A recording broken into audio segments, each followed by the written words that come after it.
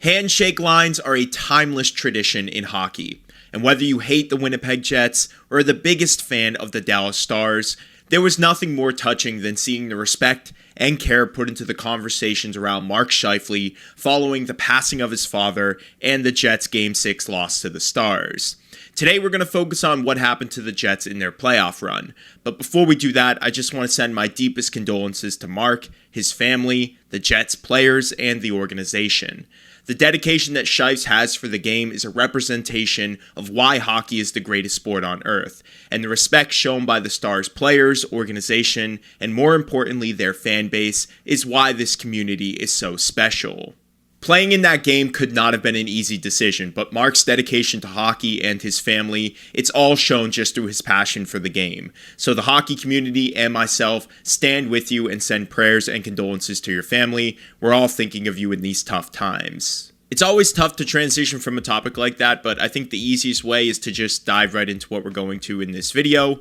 So with that all being said, what a roller coaster season it's been for the Winnipeg Jets. From being labeled as frauds set to miss the playoffs, all the way to winning the President's Trophy after nearly being frontrunners from the very start of the season. But let's be honest for a second. I think Jets fans, they're pretty sick of being a dominant regular season team just to fold in the playoffs. But why does this folding keep on happening? And more importantly, why doesn't the Jets play from the regular season translate to the postseason if they're such a deep and well-rounded team? Well, let's see if we can answer those questions. To start, there were a lot of storylines for the Jets going into the postseason, or better put, things that needed to go right if the Jets wanted to go deep this year. But easily the biggest storyline of them all was Connor Hellebuyck. Helly is likely to win the third Vezina of his career, 2 in back-to-back seasons. But despite all of his regular season success, Hellebuyck's playoff performances have been less than stellar. Through the regular season, Hellebuyck averaged a .925 save percentage and a 2.00 goals against average. Flip to the postseason and you can see the dramatic drop-off that he was experiencing, going from that .925 to an .865 in save percentage, and from that 2.00 goals against average to a 3.08. What's really astonishing though, if you peek behind the curtain, is Hellebuyck's home and away record during the postseason this year. In his own barn, Hellebuyck was 6-1, with 2 shutouts and a respectable .903 save percentage. His record on the road, however, was 0-7 with an .835 save percentage and a 5.72 goals against average. Not exactly ideal for the best goalie in hockey when you needed him most. It is also worth noting that Hellebuyck had a 3.85 goals against average and .830 save percentage in the first round, but that did improve in round 2, where he had a .905 save percentage and a 2.20 goals against average. Highlighting that Hellebuyck's not the only reason for the Jets' elimination, and even though he does deserve the majority of the blame because he's such a special player, there are other things to blame when it comes to how the Jets overall performed in this year's playoffs. Let's be honest, the bad road record, it's a combination of a lot of things, and it isn't all on the goalie. The Jets were solid in the playoffs at Canada Life Centre, 6-1 to be exact. Elsewhere, not so much.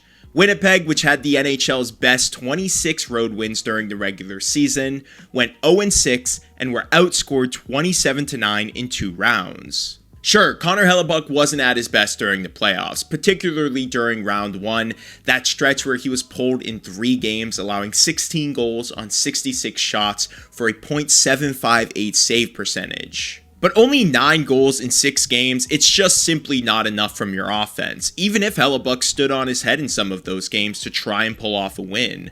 Home ice advantage did allow the Jets to get away with a sneaky first round playoff series win, but with Dallas winning game 1 of the second round, all they had to do is find a way to win 1 game on the road, and they just couldn't get it done. So while I do understand people blaming Hellebuyck for this, there are a few other things that we need to look at with the Jets, because you can't not win a single game on the road even if your goalie is playing subpar. When you really look at this Jets team, historically, they haven't been great on the road throughout the postseason, but this year, I feel like there were 3 major things that killed them: lack of scoring from their offense, defensive lapses, and of course, subpar goaltending, leading to what was the worst record on the road by any NHL team in this year's playoffs. You can even look back further for this Jets team because I think it's important to highlight this. They have now lost every road game of the last 2 playoff runs, with the last win for them on the road being against Vegas in 2023, when they won 5-1, going on to lose the next 4 games and being eliminated. Besides their horrid playoff record on the road, there are a few other things that I think are important to highlight when it comes to what went wrong for the Winnipeg Jets, and these are very specific things that I haven't heard a lot of people talking about. First off, yes, I know everyone's dealing with injuries in the playoffs. We've been through this before, but I do think it's important to highlight that the Jets did weather some pretty tough ones from the very start.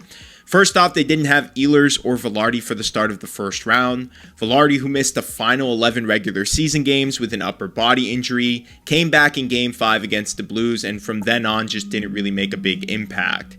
Ehlers, who suffered a lower body injury on April 3rd and then re-aggravated it on April 12th, returned for Game 6 against St. Louis, and again, he did have a few moments but wasn't as impactful as the Jets had probably hoped.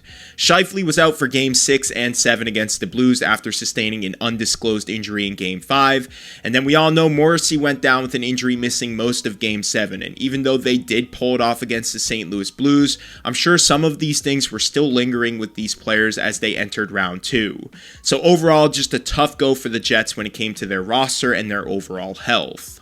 Related to the injuries is the lack of depth scoring from the Winnipeg Jets, and unfortunately I think they really wanted to bring their game plan over from the regular season but just really couldn't because of all of the things they were dealing with health-wise. Looking at the scoring lineup for Winnipeg, Kyle Connor led the Jets with 17 points, 5 goals, and 12 assists in 13 games. Mark Scheifele was next up, even though he did miss a few. He had 11 points, 5 goals, and 6 assists in 11 games. Gabe Vilardi, like I mentioned earlier, he only had 1 goal in this playoff run, so not exactly impactful when you look at him in the regular season when he had 27 goals. Iafallo was pretty much a ghost as well, and outside of a few big-time goals and moments from guys like Perfetti and Lowry, the Jets, especially on the road, just couldn't find scoring past their top guys. The last very notable thing that I want to talk about is their special teams. I think that special teams is one of the most important factors to winning the Stanley Cup, and the Jets' fall off from the regular season to the postseason in this specific category is pretty drastic. Winnipeg entered the playoffs with the league's best power play, scoring at a 28.9% rate. It didn't translate enough to the postseason though, because they went 8 for 43, only scoring at an 18.6% rate, which ranked them 12th amongst playoff teams. The penalty kill was a bit better. They were 9th in the postseason, killing 31 of 42 for a kill rate of 73.8%. But in the final moments to keep their season alive, the unit ultimately came up short. This drop-off, while slightly expected because teams typically see a lack of production from their special teams when the playoffs start, was a big reason for the Jets' lack of scoring, and their penalty kill, if you look back on some of those goals, they were stagnant and nowhere near the level of execution that we saw during the team's dominant President's Trophy run. So a combination of below-average goaltending, special teams dropping off, injuries, lack of secondary scoring, and just overall offensive production is ultimately what led to the Jets' demise. But cheer up, Jets fans, I'm not going to be completely negative in this video because I think there are still some positive things to look forward to if you're a fan of this team. The Jets are set to have an interesting offseason with some decisions to make on potential restricted and unrestricted free agents like Ehlers, Tanev, Appleton, Vilardi, Barron, Kupari, Sandberg, amongst others. And while the Jets are a small market team and a lot of players don't want to play for the organization for whatever reason, I do think that their playoff run this year and just the overall culture that has been built by the organization has made them a much more attractive destination as of late.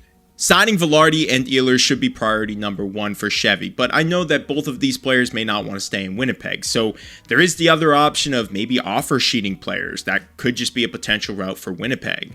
Players do take notice of how organizations take care of their guys, and I think Winnipeg, in my eyes, is a team that truly values their players. We've seen it with all of the guys that they've drafted. They all hang around, they all get good contracts, and I think more importantly, their fan base, they love their hockey team. I think the Jets should be offer sheeting guys like Matthew Nyes, maybe Evan Bouchard, Mason McTavish if you want.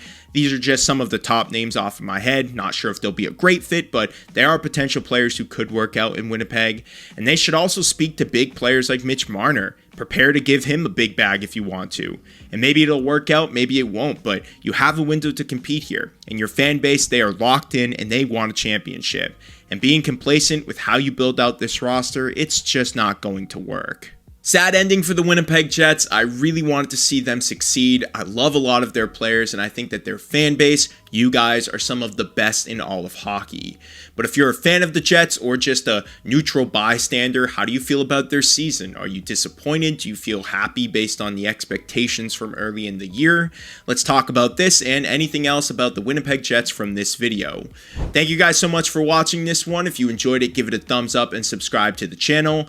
I have a few other pieces of content right here for you on the screen if you want to check those out. Again, thank you guys as always for watching. I will see you in the next episode.